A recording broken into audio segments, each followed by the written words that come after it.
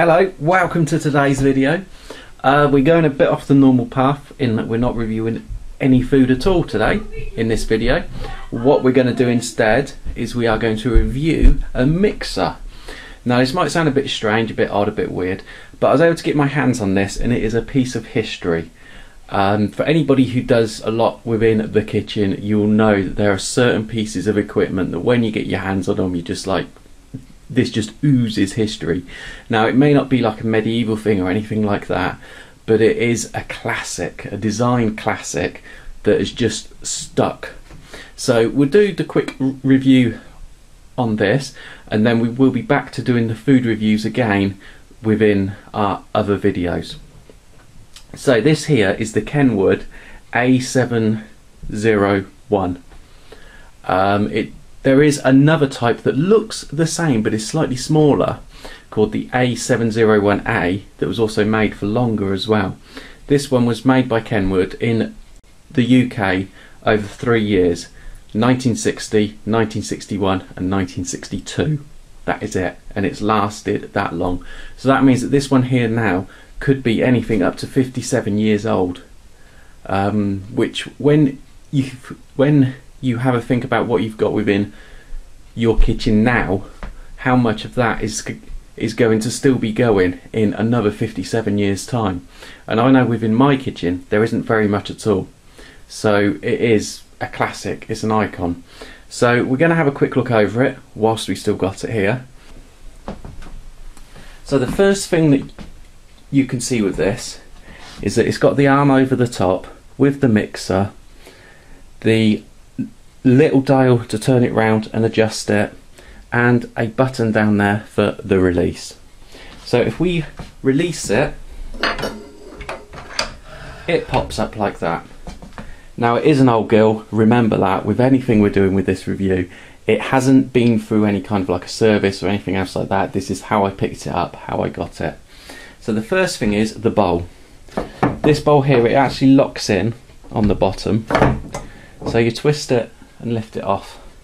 It's the original, let me see if the camera's picking that up, there you go, the original Kenwood bowl that came with it. And you can see just down the bottom here, where it locks in, there's a lug that goes in there and then it slides across and it locks the bowl in, and that makes sure it doesn't go round as you are using the mixer. The attachments with it, you've got your whisk,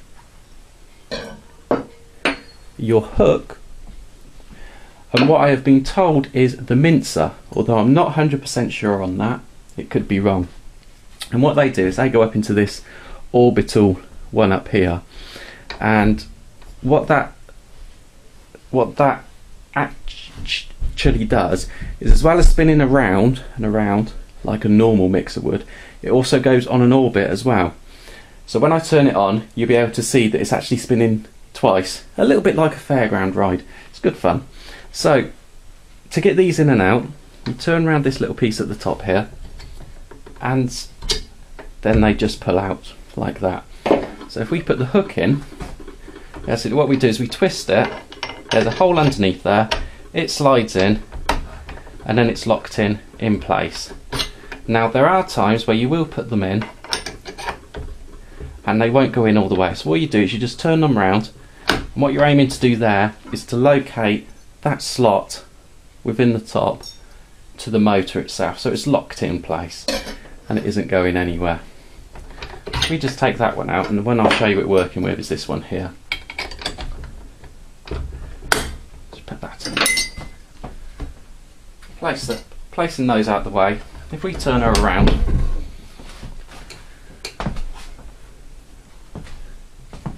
you might just be able to see that there is a on the round bit here, that round bit spins around, as well as this bit here spinning around as well. So you're getting the double movement, and that's what I mean by the orbital. If I turn her back that way, and then take the bowl, place her in, and lock her down. So she's now locked down in place. Now with this particular one we've got here, it does need a bit of a service. So the release button As you can see, I just pressed it in and it stayed in. That's not a problem because you can just press from the other side and it comes straight back out again. So it just needs a bit of grease in there, a bit of a service. So there we go. We put it down, it's in, and it's locked down in place. Now on the top here, there's this little grey piece. I've been told this is what's called the citrus dripper. I've never used it myself. No idea what they're for. Unfortunately, on ours, you can see it's just lost a piece out of it there, which means although it goes in, it doesn't hold itself in there firmly as you would expect. But it's not a major problem. It just sits there like that.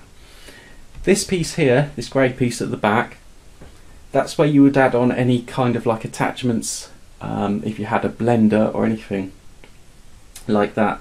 They did bring out blenders. They also brought out a couple of other pieces that could go on there.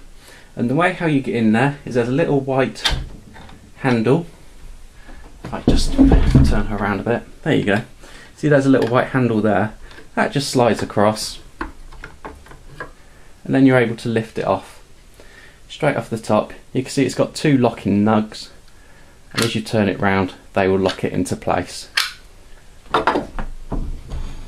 If I just show you on this piece here, you can see you'd have the attachment that would go over the top, and when you turn it on, as well as that bit going round, that bit there also spins at the same time. So you could have a blender and a mixer going at the same time if you really wanted to. Just get this back on.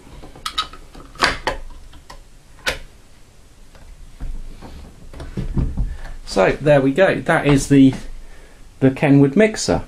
She's got 8 speeds and the maximum on there.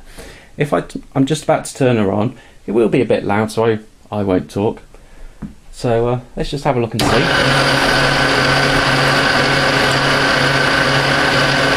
So you're able to see, if you watch the mixer, it's going around as well as going around on that orbital track that we were talking about. And you can turn her up and increase her speed.